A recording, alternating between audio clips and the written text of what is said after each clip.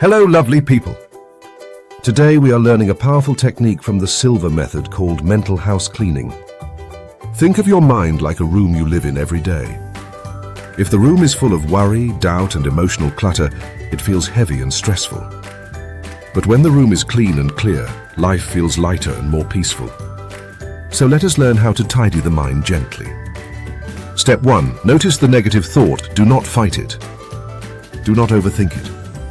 Just recognize it. Say to yourself, I see that thought. Awareness gives you space to choose. Step 2. Cancel this thought. This interrupts the old pattern. You are telling your mind, we are not continuing with that thought. Step 3.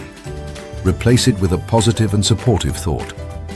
Choose something encouraging and real, not forced or dramatic.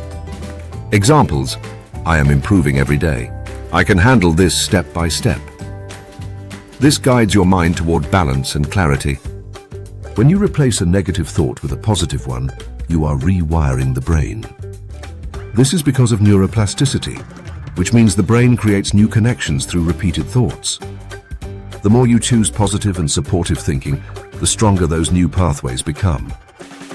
The old negative patterns weaken over time because you stop feeding them attention.